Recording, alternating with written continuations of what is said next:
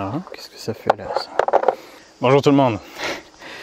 Aujourd'hui je vais remplacer plusieurs choses, mais je le fais en plusieurs vidéos, comme ça si vous cherchez chaque thème, ça sera plus simple pour vous.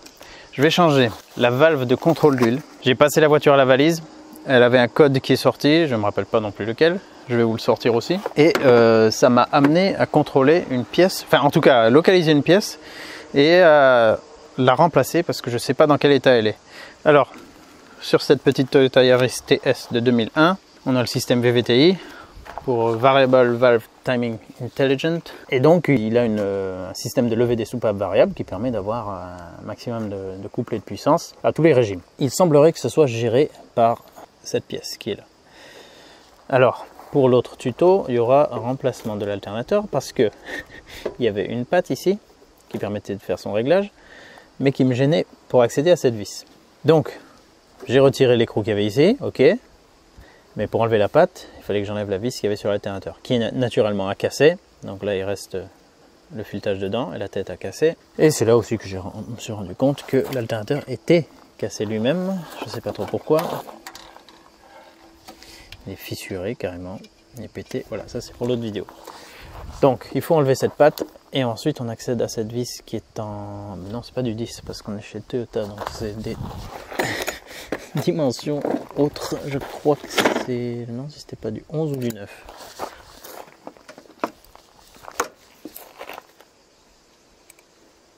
Non, pas du 9. Alors c'était du 10 quand même. Ne dites pas qu'ils ont fait un truc en 10. Ah si, celle-ci était en 10, autant pour moi. Ah non, c'était celle-ci qui était en 12, alors qu'on habitue plus du 13. Non, là, il y a quand même du 10 aussi. Et ils sont aussi dans du 14 des fois. Ben, je crois que la vis d'alternateur là en bas est en 14. Voilà, donc, il faudra enlever la patte qui était ici pour accéder à cette vis. On peut ensuite la dévisser, même s'il n'y a pas énormément de marge. On peut débrancher cette petite prise qui était dessus, ici là. Il y avait juste une languette sur laquelle il fallait appuyer. J'espère que c'est cette pièce qui est défaillante. Ça fait 3 ans qu'on a le voyant moteur. Je l'ai effacé la dernière fois juste avant le contrôle technique. Et il est réapparu sur le chemin du retour après le contrôle. Donc je ne me suis pas trop penché sur la question parce qu'elle fonctionnait bien. Je ne trouvais rien de bizarre. Alors peut-être que justement elle n'avait pas son système VVTI qui était bien efficace et qui donnait tout le potentiel du moteur. Mais ça n'empêchait pas du tout de rouler. Donc je n'ai pas approfondi le sujet. J'ai assez d'autres véhicules à problème. Alors ensuite, une fois qu'on a défait cette vis, on peut la retirer en arrière. Il y a un joint torique dedans. Voilà.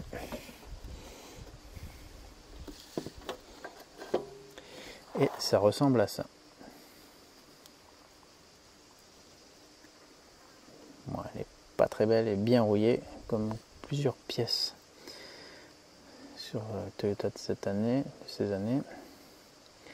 Donc c'est un système, je ne sais pas exactement comment il fonctionne. Il y a des ressorts, il y a une espèce de, on dirait une espèce de petite cam. Je ne sais pas si ça tourne dedans ou si c'est uniquement un système avec ressort. Mais bon, ça doit être un bon système, assez intelligent j'imagine. Et s'il est défectueux, ben on ne peut pas tirer tout le potentiel du véhicule. Alors j'en ai pris une autre neuve chez Carpardou, le partenaire de cette vidéo. Et j'ai pris un des modèles les moins chers parce qu'il y a un peu tous les prix. Mais je me suis dit, bon, si c'est pas ça le problème, ça sert à rien de prendre forcément le plus cher. Et oui, même si je ne l'ai pas payé, si je me mets à votre place, et puis il n'y a pas de raison que ça ne fonctionne pas. Bon, je vais la déballer, on va l'installer. Après, il faudra que je répare le reste avant de pouvoir démarrer, mais ensuite on va voir si tout fonctionne bien, et si je peux supprimer le voyant, et s'il ne revient pas. Juste avant de faire ça, on m'a aussi parlé d'un bouchon, j'ai lu sur des forums aussi en anglais, d'un bouchon, j'imagine que c'est lui, proche de cette Oil Control Valve. Si vous voyez le sigle OCV, c'est souvent de ça que ça parle. Là-dedans, il y aurait apparemment une petite crépine, un petit filtre, qui pourrait peut-être éventuellement être bouché. Alors j'espère que c'est bien ça que je localise et pas autre chose. Mais il semblerait qu'il puisse être problématique. Donc je vais quand même le démonter pour voir. C'est avec un embout à laine assez gros. On va voir si c'est du 7. Une fois de plus, pas beaucoup de marge. Non, il y a du jeu, c'est plus gros que ça. Ah, ça semble être du 8. Du 8. Et après, est-ce que là-dessus, j'arrive à mettre... Alors là, bien sûr, l'alternateur, il faudra le bouger aussi. Sinon, on va pas pouvoir mettre la pièce. Mais est-ce que j'ai même assez de marge pour mettre la clé? Putain, c'est limite. On aurait peut-être le branchement de l'alternateur qui gêne d'ailleurs. Enfin, le faisceau en fait qui le retient en arrière. Là, je vais lui mettre une clé plate dessus. Peut-être le plus simple en fait, si on n'a pas beaucoup de marge, ouais. C'est probablement bien grippé.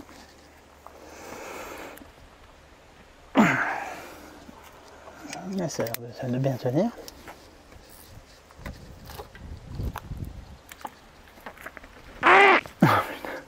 J'ai pas envie de péter encore quelque chose. On va mettre un coup de super dégrippant.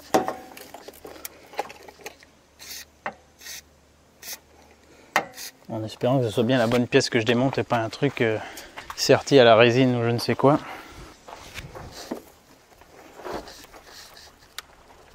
Putain, en tout cas, ça tient bien.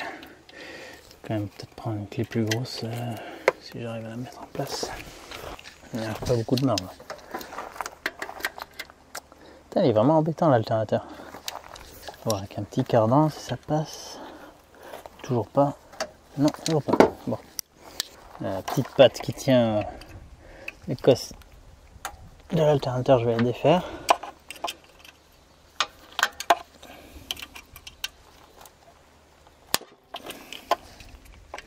Oh putain, elle a l'air aussi bien grippée celle-là, bordel.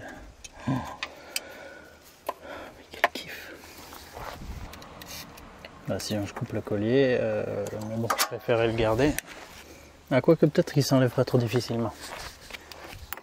On va voir avec une pince comme ça.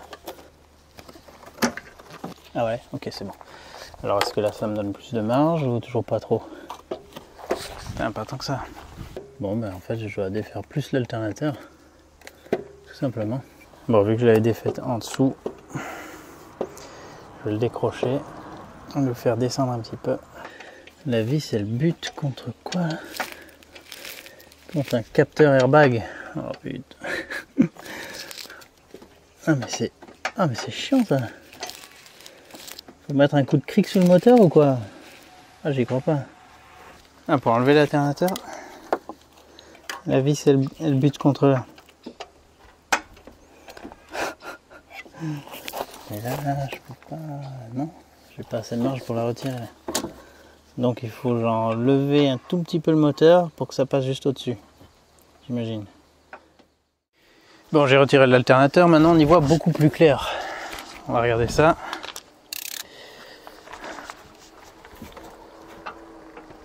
Putain. C'est bon quand ça part d'un coup, pas vrai? Je prends un chiffon parce que j'essaie d'y avoir un peu d'huile, normalement. Alors chiffon, j'entends bien sûr vu qu'elles sont.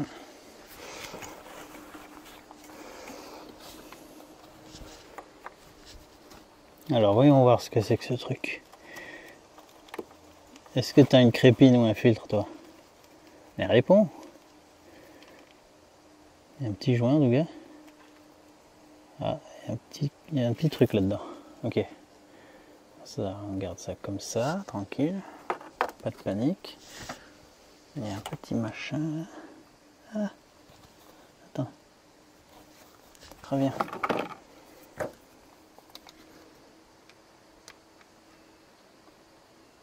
Ah bah oui, effectivement, c'est ça. Il y a une petite crépine. J'aime bien quand je trouve de suite le truc que je recherchais. Qui m'a l'air parfaitement propre. Propre, intact. Je vois rien à l'intérieur d'autre. Donc, cette mini crépine permet de garder le solénoïde bien propre, j'imagine, comme ça son fonctionnement est garanti. Donc là, c'est pas bouché, ça pourrait peut-être être obstrué s'il y a eu de la limaille, des saletés ou un très mauvais entretien. En tout cas, vous avez vu où il se situe si vous voulez le contrôler. Je vais le remonter tel quel, hein. Je ne vais même pas chercher à m'en nettoyer plus. Non, il n'y a rien dedans, il est propre. Allez, je le remets tel quel, pas faire de zèle. Hop. Est-ce qu'il est en butée ou est-ce qu'il est censé être dans le bouchon? Oh merde.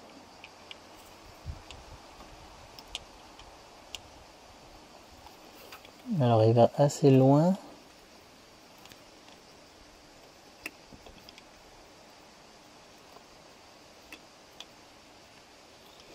Il va assez loin, mais le truc que je me demande, c'est, vu la forme du bouchon, il est peut-être censé être dessus quand même. Bref, tiens pas. À moins qu'il se soit resserré avec le temps. Est-ce qu'il était censé être fixé dessus? On dirait que le plastique s'est un peu resserré avec le temps. Il doit être devenu un peu cassant, on va pas trop insister. Ouais, je vais le remettre comme ça, là il tient dessus. Comme ça je le visse et je pense que c'est son positionnement initial. Après s'il se redécroche, bon bah c'est son problème.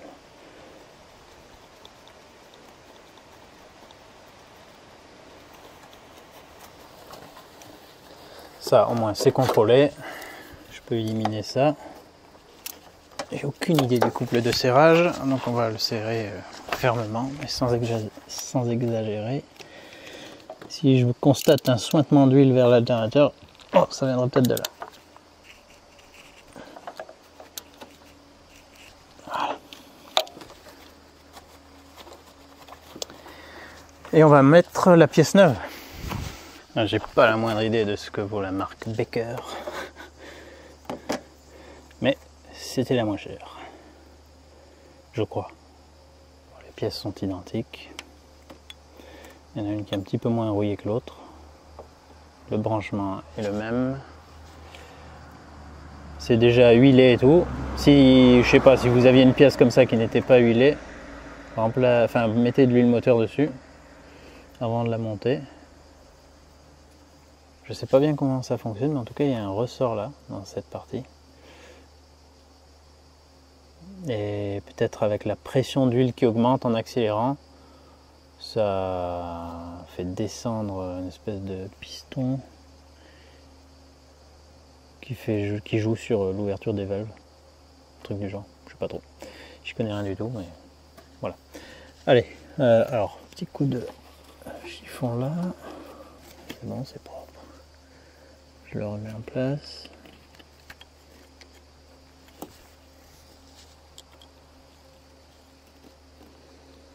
On va pousser le joint torique. Voilà. Tac.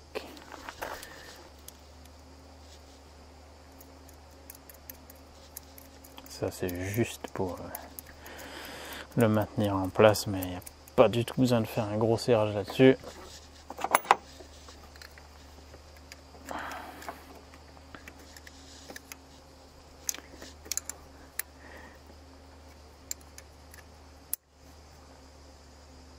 Voilà. Surtout pas envie que ça pète. Je le rebranche. La connectique est propre d'origine de la voiture. L'autre c'est neuf, pas d'oxydation. On y va. Quoique il y a eu un peu d'huile. Attends, je vais mettre un coup de nettoyant en contact.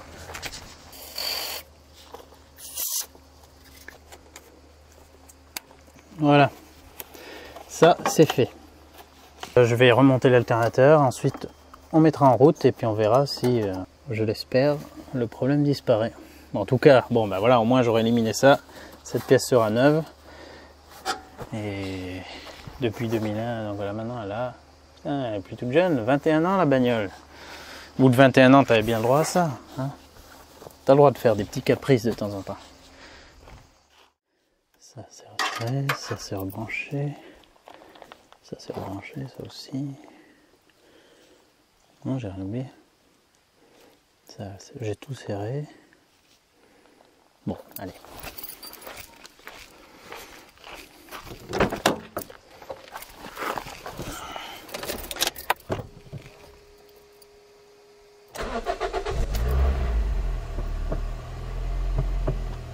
Le nombre 23. 23.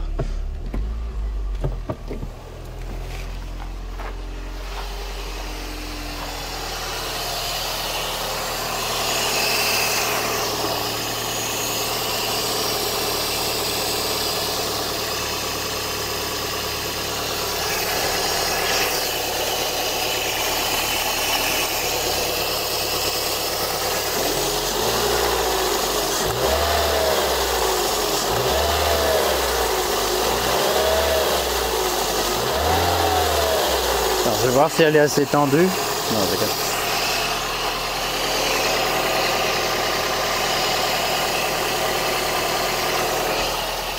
Je pense pas que le voyant moteur puisse partir tout seul. Faudrait que j'utilise. Ah mais si, il est plus là. Oh putain, trop bien. Attends. Mais il est plus là. Excellent. Ah c'est bon ça. Eh ben c'était bien ça le problème alors de ce fameux voyant moteur millésimé de 3 ans. 3 ans d'âge, vraiment un bon cru. Ah ça c'est une super bonne nouvelle.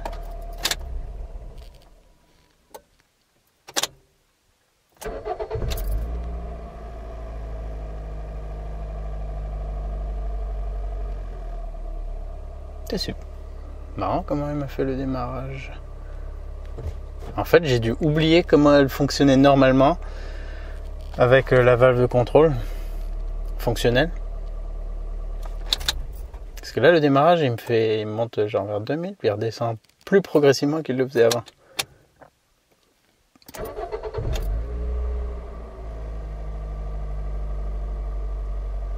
On voit, il y a quelque chose qui a changé. Extra. Bon, bah, j'ai hâte d'être sur la route pour voir comment ça va donner.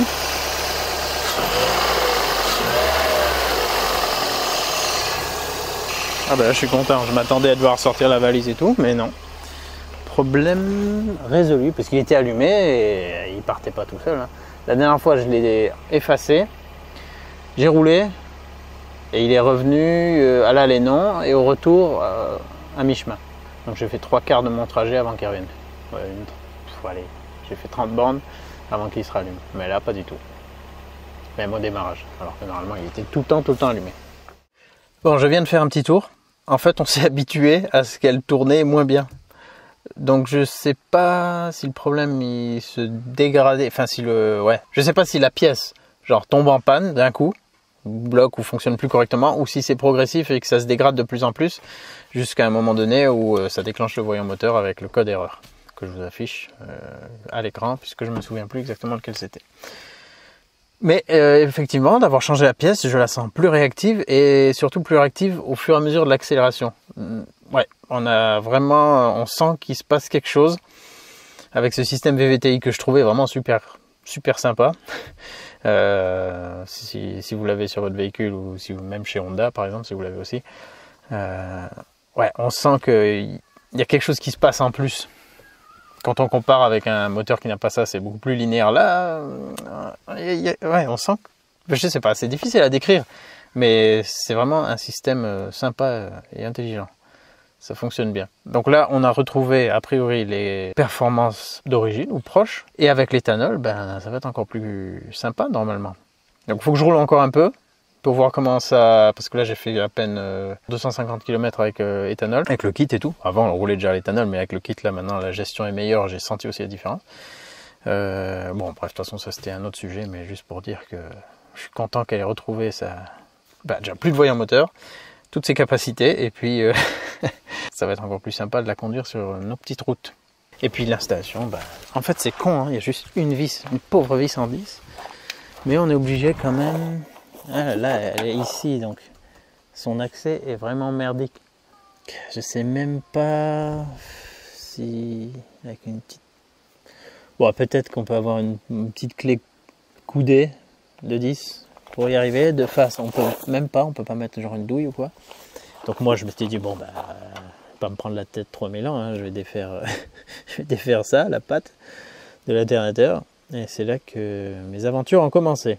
En pétant la vis, puis en voyant que l'alternateur est pété, puis en voyant que la courroie est complètement craquelée. Donc bon, finalement je repars sur tout du neuf ici. Le filtre est bon en plus. Vous avez vu que c'est facile de le contrôler. Lui, on peut le contrôler sans rien démonter. Ah si, quand même, l'alternateur, il va gêner. Il va quand même gêner, je pense, à moins... Non, il y a peut-être avec certains outils qu'on peut y arriver. Il est facile à voir en tout cas. Il est là.